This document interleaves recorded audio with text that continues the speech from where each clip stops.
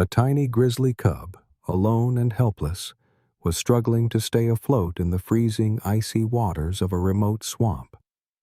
The current was too strong. The cold was unbearable. Its tiny paws clawed at the surface, but it was sinking. No one was there to help. No one even knew it was out there, except for one man. A hiker who had set out that morning, unaware that he was about to walk into a life-or-death moment that would change him forever. As he approached the swamp, he heard it, a sound so faint, so fragile, that he almost mistook it for the wind. Then he saw it. A tiny bear cub, gasping for air, its eyes wide with fear, moments away from vanishing beneath the ice. What happened next? No one was prepared for it. Before we begin, make sure to subscribe to the channel, like this video, and turn on notifications. Your support helps bring more powerful and inspiring stories like this to life. The air was cold enough to bite at Daniel Carter's skin, even through his thick jacket. The late autumn wind carried a crisp scent of pine and damp earth, mingled with the faint metallic sharpness of the season's first frost. He had been hiking since sunrise, following an isolated trail deep in the Alaskan wilderness, the kind of place where the silence was so profound it pressed against his ears. For years, Daniel had sought out places like this, remote, untouched, places where the rest of the world faded away. Out here, he wasn't just another man caught in the noise of civilization. He was part of something greater, something raw and real. But today, something felt off. He paused mid-step, adjusting the straps of his backpack as his breath curled in the air before him. It was too quiet. No birds rustling in the trees, no distant crackle of a squirrel darting through fallen leaves. No sounds at all. Then, a noise. Faint, weak, almost swallowed by the wind. Daniel's heartbeat quickened. He turned his head, straining to listen. The sound came again, distant but unmistakable. A whimper. His grip on his hiking pole tightened. He had spent enough time in the wilderness to recognize distress when he heard it. This wasn't the wind, wasn't just some branch creaking under the weight of the frost. Something was out there, and it was in trouble. He stepped off the trail, his boots crunching against the frozen ground as he moved toward the sound. The dense thicket of evergreens made it hard to see, the undergrowth tangling around his legs as he pushed through. His heart pounded harder with every step. The sound grew louder. Then, through the trees, he spotted a break in the landscape, a small clearing leading to the edge of a swamp. Daniel stopped short. The water was dark, partially frozen, with jagged patches of ice floating on the surface. It stretched across the clearing like a trap waiting to snap shut. And there, struggling in the middle of it, was a tiny grizzly bear cub. His breath caught. The cub was barely older than a few months, its fur dark and drenched, slick against its frail body. It was thrashing, its small paws clawing desperately at the icy water, trying to find something solid, something to hold on to. But there was nothing. No mother, no other bears. Just this helpless creature drowning.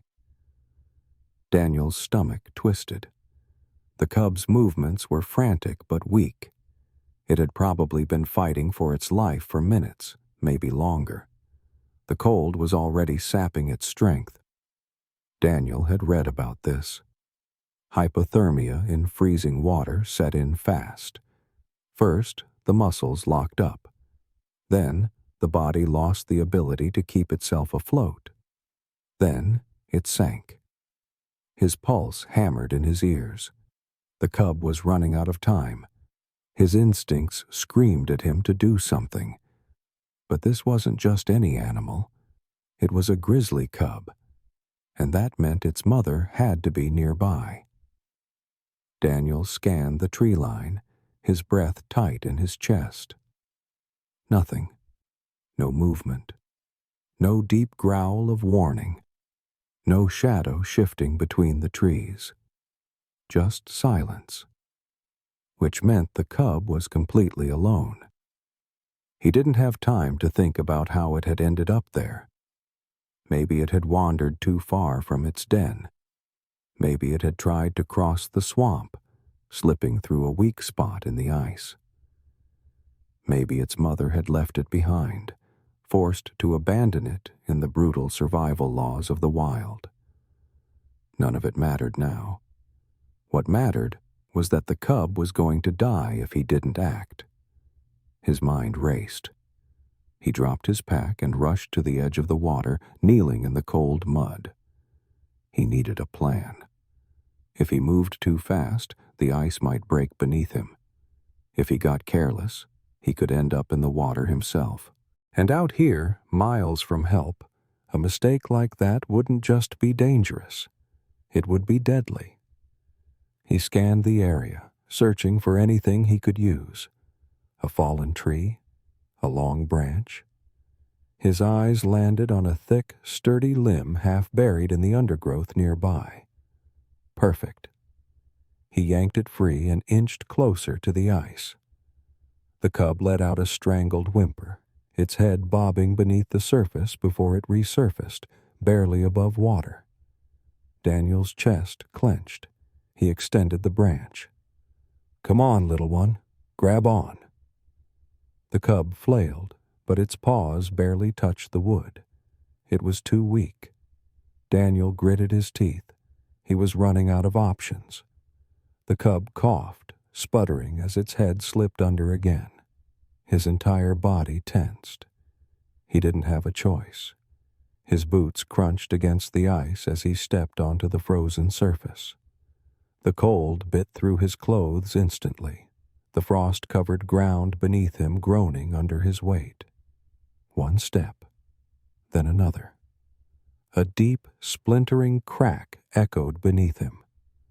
He froze. The ice was weaker than he had hoped. Any more weight, and he was going in with the cub. But he wasn't stopping now. He dropped to his stomach, spreading out his weight. The ice creaked, but didn't give. He inched forward, reaching as far as he could. The cub's head dipped under again. Daniel lunged. His fingers closed around the cub's wet fur. The moment he made contact, the ice beneath him let out a final, deafening crack. For one terrifying second, he felt himself slipping. The ice was giving way. He didn't have time to think. With every ounce of strength he had left, he pulled. The cub's small body slid out of the water, coughing, gasping, shivering uncontrollably. But now Daniel had another problem. He was still lying on ice that was about to break. And if he didn't move fast, he was going in next. Daniel didn't move. He could feel it beneath him. The ice wasn't just cracking. It was breaking. A deep, splintering sound echoed in his ears, a warning from nature itself. The fragile surface beneath his chest had already given way in some spots, the frigid water creeping up through the cracks, soaking into his sleeves. But he couldn't think about that. Not yet. The tiny grizzly cub was lying motionless on the ice beside him, its body shivering violently, its soaked fur clinging to its small frame. The icy water had stolen its warmth, its strength. It wasn't out of danger yet, and neither was he. The cub coughed, its tiny body jerking with each weak breath. The sound was faint, too faint. Daniel clenched his jaw. He had no idea how long it had been in the water, but if hypothermia had already set in, its little body wouldn't be able to generate heat on its own. They had minutes, maybe less. He glanced toward the edge of the swamp. It wasn't far, maybe 10 feet. But those 10 feet were nothing but unstable ice, thinning toward the shore. And he was lying right in the center of it. His breath came in short bursts, misting in the freezing air as he calculated his next move. He couldn't stand. If he put too much weight in one spot, the entire sheet would collapse. The only way was slow, controlled. Daniel adjusted his grip on the cub, shifting its small body closer to his chest, feeling the tremors of its cold-ridden body against his own. Its breathing was still shallow. Its paws barely twitched. He didn't have time to wait. Keeping his entire body as flat as possible, he inched backward, pushing against the ice with his elbows. The movement was slow, painfully slow.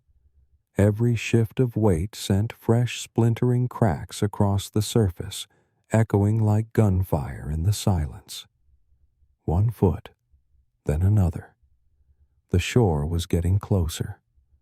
Daniel could hear the soft lapping of water against the frozen edges, the wind howling through the trees. His muscles ached from the strain, his fingers numb from the freezing cold, but he didn't stop. Then, a snap. A section of ice near his left arm collapsed into the water. The shift sent his body tilting sideways, the weight of his pack dragging him dangerously close to the hole. For one horrifying second, his fingers scrabbled against the ice, his breath catching in his throat. Then, he stopped moving. His heart hammered against his ribs. The cub let out a weak whimper, barely audible over the wind. Daniel forced himself to breathe, to stay calm. The shore was just 5 feet away. He could make it. He had to.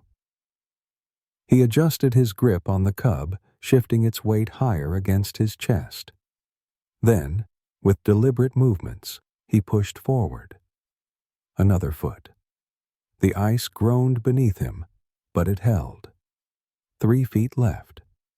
Daniel's elbows burned from the friction against the frozen surface, but he ignored it, gritting his teeth as he made the final push. Then, his hand touched solid ground. A flood of relief crashed over him. With one last effort, he hauled himself up onto the frozen dirt, his body rolling onto its side, gasping for breath. The cub was still in his arms, shivering uncontrollably, but its breaths were coming faster now. They had made it. But they weren't safe yet. Daniel knew the worst part of hypothermia wasn't just surviving the cold, it was what happened afterward. If the cub's body temperature had dropped too much, its organs could start shutting down. He had to get it warm, fast. Pushing himself up, he stumbled to his backpack, yanking it open with trembling hands. A dry flannel shirt, a survival blanket, a spare wool beanie. It wasn't much, but it would have to do. He dropped to his knees beside the cub, wrapping it tightly in the flannel before enclosing both of them in the reflective blanket. The cub didn't resist. It was too weak to fight.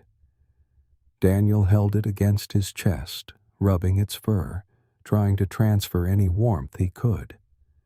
His breathing was still heavy, his pulse still racing. But he knew the fight wasn't over. They were alone in the wilderness, miles from help. And if he didn't figure out his next move fast, saving the cub from the swamp wouldn't matter, because they wouldn't survive the night. Daniel could still feel the ice-cold burn on his arms, his sleeves damp from where the water had seeped through. The cold wasn't just in the air anymore. It was in his bones, clawing at him, trying to take hold. But he wasn't the one in immediate danger. The cub lay limp in his arms, its tiny body wrapped in his flannel shirt, enclosed within the emergency blanket. Its breathing was shallow, its small chest barely rising and falling. Daniel pressed his hand gently against the cub's ribs. It was still too cold. Way too cold. The flannel and blanket weren't enough. He needed real warmth. Daniel sat back on his heels, scanning his surroundings. The swamp was behind him now, its jagged ice reflecting the dim afternoon light like shards of broken glass. The ground around him was damp, a mixture of frozen mud and patches of dead grass. No shelter, no cover. His tent was still in his pack, but setting it up would take time, and time was the one thing they didn't have. The temperature was dropping fast. The cub wasn't moving. Daniel clenched his jaw. He had to act now. He pulled off his backpack, digging through the main compartment. His fingers were stiff from the cold, fumbling over zippers and straps as he pulled out his fire starter kit. Flint, steel, some dry tinder. It wasn't much, but it would do. He turned his attention to the nearby trees, scanning the undergrowth for anything dry enough to burn. The dampness of the swamp had soaked much of the area, but he spotted some dead branches beneath a thick pine tree, their brittle bark protected from the elements. He moved quickly, breaking them into smaller pieces, arranging them into a pile in a small clearing where the ground was drier. His hands worked on instinct. He had built 100 fires before, but never with this much at stake. The flint sparked on the second strike. The tinder caught. Within minutes, a small fire crackled to life, its flames licking upward, pushing back the cold. Daniel wasted no time. He sat down near the flames, pulling the cub closer, wrapping the blanket around them both. The cub's tiny body trembled, its fur still damp, but at least it was reacting. Daniel reached into his pack again, pulling out a bottle of water. He poured a few drops into the cap and carefully tilted it toward the cub's mouth. "Come on, little guy," he murmured. "Just a sip." The cub didn't move at first. Then, a faint twitch. Its tongue flicked against the water. A small, weak swallow. Daniel exhaled a breath he hadn't realized he was holding. It was a start, but he knew they weren't out of the woods yet. The cub was still in critical condition. Hypothermia wasn't just about getting warm, it was about staying warm. If its core temperature dropped again, it might not recover. He tightened the blanket, adjusting the cub's position so that it was pressed against his chest. The fire's warmth seeped into his skin, bringing some life back into his frozen fingers. He looked up at the sky. The sun was sinking lower. Daniel's stomach twisted. Nightfall was coming fast. The last thing he wanted was to spend the night this deep in the wilderness with an injured animal. But he had no choice. Traveling in the dark was too risky. The cold would be even worse. And there was still one terrifying question gnawing at the back of his mind. Where was the mother? Daniel glanced toward the trees, his gut tightening. Grizzly cubs didn't just wander off alone. Something had happened. Either the mother was injured, or dead, or worse. She was out there, searching. His fingers instinctively tightened around the cub. If she came back now and saw her cub in his arms.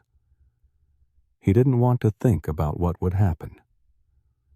Daniel sighed, shaking off the thought. One problem at a time. Right now, the focus was survival. They needed to make it through the night. Only then could he figure out what to do next. And he prayed that by morning, the cub would still be breathing. The fire crackled, its warm glow flickering against the encroaching darkness. The small flames danced in contrast to the bitter cold that crept through the forest, wrapping around the clearing like an unseen predator. Daniel adjusted the emergency blanket around the cub, pressing it closer to his chest. The little bear was still trembling, but at least it was breathing, slow, weak, but steady. That had to be enough. He glanced up at the sky. The last remnants of daylight had faded into a deep, starless black. The temperature was dropping fast. Daniel had been in the wilderness before. He knew what that meant. It wasn't just the cold he had to worry about. It was everything else. His eyes flickered toward the tree line. The dense forest stretched endlessly in all directions, its depths impenetrable in the dark. Something was out there. He could feel it. The back of his neck prickled with the unmistakable sensation of being watched. He wasn't alone. And then, a sound. Low, distant. A deep, guttural growl. Daniel's pulse spiked. He instinctively pulled the cub closer, his breath catching in his throat as he strained to listen. The growl didn't come again. But that didn't mean whoever, or whatever, was out there had left. His mind raced through the possibilities. Coyotes wouldn't be a threat. Wolves might. But the one thing that truly sent fear coursing through his veins was the thought of her. The mother Grizzly. Was she still alive? Was she looking for her cub? Would she follow its scent here? Daniel clenched his jaw, trying to steady his breathing. If she found him with her cub in his arms, there wouldn't be time to explain. There wouldn't be time for anything. He reached for his knife, sliding it from the sheath at his waist. It was a poor defense against a full-grown bear, but it was better than nothing. The cub shifted slightly in his arms, letting out a faint whimper. Daniel looked down. The little bear's breathing was heavier now, but its body was warmer than before. That was a good sign. He gently pressed his palm against its tiny ribs, feeling the slow but consistent rise and fall. It was alive. Now he just had to make sure they both stayed that way. The fire crackled again, spitting embers into the cold night air. Daniel turned back to his pack, quickly pulling out the few supplies he had left, some protein bars, a half-empty canteen, and a small flashlight. He couldn't afford to waste anything. He needed every ounce of energy for the morning. Because once the sun rose, he had a decision to make. Did he keep moving toward civilization, hoping to find help before the cub deteriorated again? Or did he go back the way he came, trying to find out what had happened to the mother? Neither option was safe. But one thing was certain. If he made the wrong choice, it wouldn't just be the cub's life on the line. He glanced back toward the trees. The silence felt heavier now, pressing against his skin like a warning. Something was waiting. Daniel just didn't know what, and by morning he wasn't sure if he wanted to find out. The night dragged on, the fire slowly dying into a bed of glowing embers. Daniel barely slept. Every time his eyes closed, a noise in the distance sent a fresh jolt of adrenaline through his body. The wind rustling through the trees, the snap of a branch, the eerie silence that would stretch for minutes at a time. But the worst part? The waiting. Waiting to see if the cub would survive until morning. Waiting to see if its mother would appear from the darkness, searching, ready to fight for what was hers. Daniel tightened his grip on the cub, feeling the steady, rhythmic rise and fall of its tiny chest. The warmth of the fire and the insulation of the blanket had helped. It was no longer shivering uncontrollably. That was a good sign. But the cub was still weak. Too weak. If Daniel didn't find help soon, everything he had done, risking his life on the ice, fighting through exhaustion, staying up all night to keep them both warm, would have been for nothing. He exhaled, pressing a hand over his face. He needed to decide. There were two options. Option 1, keep moving toward civilization, following the trails that would eventually lead him to a ranger station or an outpost. It would be dangerous, with rough terrain, unpredictable weather, and no guarantee that the cub could survive the trip. Option 2, go back. Back toward the swamp. Back toward the place where he had found the cub. Back toward whatever had happened to its mother. Daniel felt a knot tighten in his stomach. He didn't like either choice. The risk of traveling with an injured animal in these conditions was enormous. But if he returned to the swamp, there was a chance he'd find something useful. Tracks, clues, maybe even the mother herself. Or her body. His gut twisted at the thought. If she was dead, that meant something had killed her. And if she wasn't dead, then she was out there, looking for her cub. The wind howled through the trees, sending a fresh chill across Daniel's skin.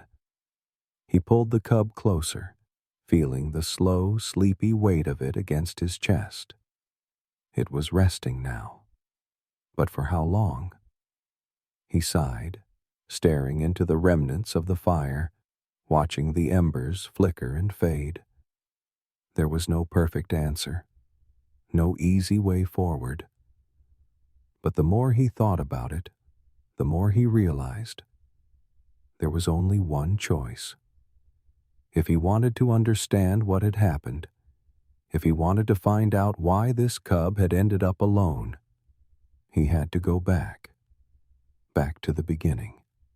Back to the swamp. Back to whatever was waiting for him in the woods.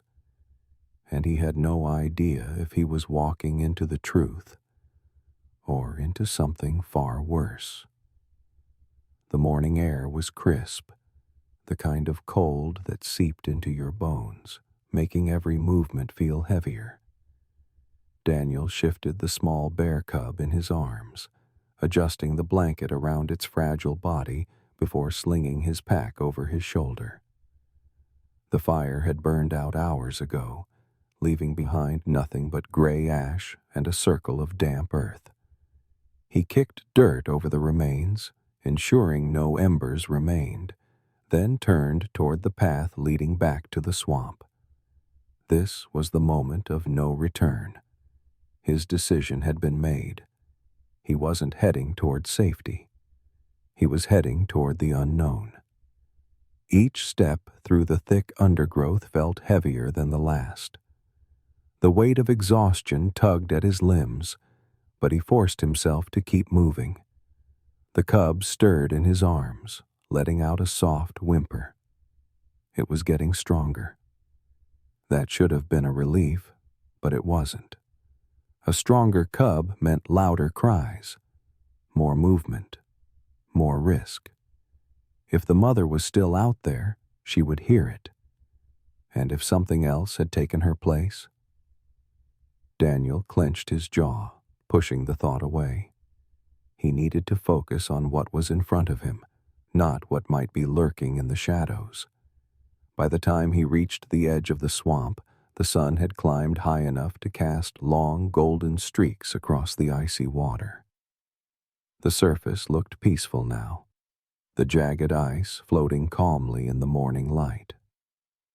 But Daniel knew better.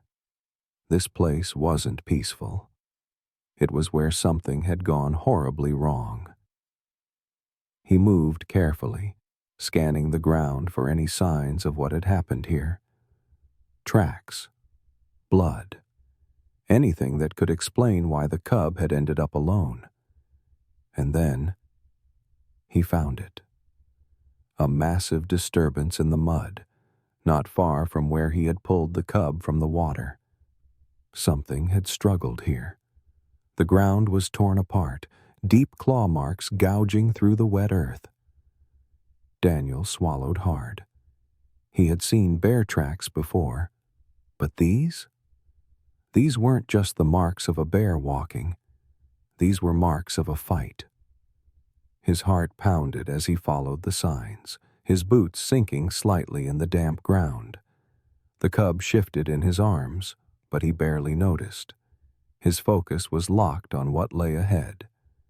And then he saw it. Blood. Not a lot, but enough. A dark stain against the frost-covered earth, smeared across the mud, leading toward the dense forest beyond the swamp. Something had happened here, something violent. Daniel's breath came in slow, measured inhales. He knelt, examining the marks more closely. 2 sets of tracks, one big, one even bigger. His stomach clenched. Bears didn't just vanish. If the mother bear was gone, it meant one of 2 things. She had run, or she had been forced to leave. His fingers tightened around the cub instinctively. If there had been another bear here, a larger one, a male, a threat.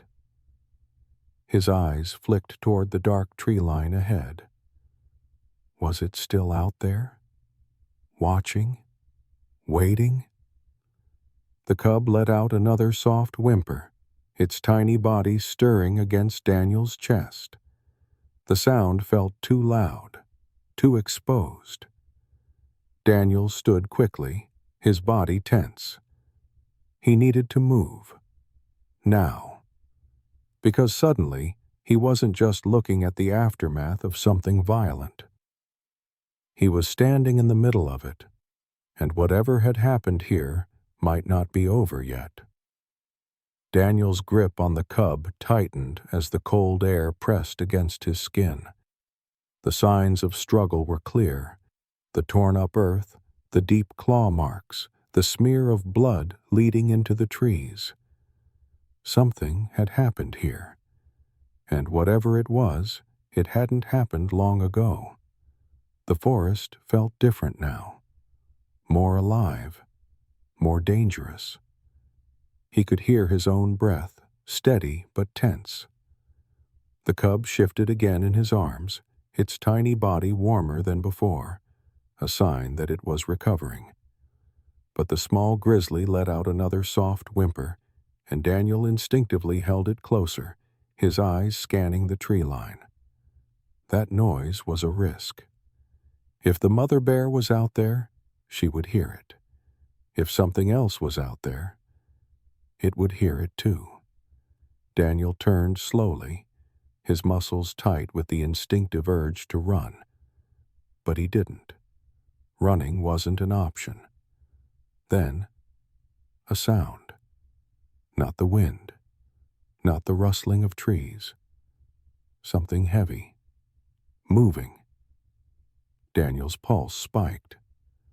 Then he saw it, a shape emerging from the trees. His breath caught. It was a bear, but not just any bear. The mother. She was massive, her thick coat dusted with dirt, Her eyes locked onto Daniel in a way that made his stomach turn. Her breathing was heavy. Her body was tense. She wasn't running toward him. She wasn't growling. But she was staring. Daniel knew he had seconds to react. The cub in his arms let out another faint cry. And in that instant, everything changed. The mother bear stepped forward, slow, deliberate. Her ears weren't pinned back. She wasn't showing her teeth. But Daniel knew better than to assume he was safe. He didn't move, didn't blink, didn't breathe. The mother bear's massive head lowered slightly, nostrils flaring as she sniffed the air between them. She knew. She knew her cub was in his arms. Daniel's fingers curled tighter around the small body, every nerve in his body screaming at him to be careful. Then, for the first time, he noticed something. She was limping. Her front leg had deep scratches, fresh wounds that were still dark with dried blood. She had been in a fight. Daniel's chest tightened. She hadn't abandoned her cub. She had been forced away. A bear, likely a male, bigger, stronger, had attacked her, driven her off. And now she was here, facing him, staring at her baby in the arms of a human. Daniel's heartbeat roared in his ears. This moment, this single moment, was everything. If she lunged, if she decided he was a threat, he wouldn't have time to react. But she didn't. She stepped forward again. Close now. Close enough that Daniel could see every detail of her massive frame. The scars, the damp fur, the deep brown of her eyes. Then she let out a low, heavy breath. Not a growl. Not a warning. Something else. Daniel didn't fully understand it, but he knew what he had to do. Slowly, painfully slowly, he crouched down. His arms trembled as he unwrapped the cub from the blanket. The tiny bear gave a soft, weak cry, and the mother bear reacted. Her body tensed, her muscles coiling. Daniel swallowed hard. Then, carefully, deliberately, he set the cub down on the ground. The cub wobbled, unsteady on its feet, and let out another faint sound. For a second, the world stood still. Then, the mother moved. One step, then another. And then she was there, her nose pressing gently into the cub's fur. Daniel watched as she sniffed it, nudging its tiny body with her massive head. The cub, weak but responsive, let out a quiet sound. A recognition, a connection, a mother and her child. Reunited. Daniel let out a slow, measured breath, feeling the tension in his body begin to fade. But he wasn't safe yet. He took one cautious step back, then another. The mother grizzly lifted her head, locking eyes with him one last time. For a second, Daniel thought she might charge, but she didn't. She blinked. Then, turning carefully, she nudged her cub, guiding it away from the swamp, back into the safety of the trees. Daniel stood there, frozen, watching them disappear into the wild. And then, they were gone. Silence returned to the clearing. The wind whispered through the trees, rustling the branches. Daniel exhaled, running a shaking hand through his damp hair. It was over. The cub was safe. And for the first time, Daniel realized, he had just witnessed something that defied every rule of nature. A mother bear had trusted a human, not because she had wanted to, but because she had needed to, and that was something he would never, ever forget. This wasn't just a story about survival. It was about trust, instinct, and the unbreakable bond between a mother and her child, even in the wild. A mother grizzly bear made an impossible choice. She didn't attack. She didn't run. She let a human save her cub because in that moment she knew she had no other option. What would you have done in Daniel's place? Would you have risked everything to save a wild animal? Let us know in the comments below. If this story moved you, don't forget to subscribe to the channel, like this video, and turn on notifications so we can continue bringing you powerful, real-life stories of courage, survival, and the unbreakable spirit of nature. And most importantly, share this with someone who loves wildlife and inspiring stories. Because sometimes the wild teaches us lessons we never expected to learn.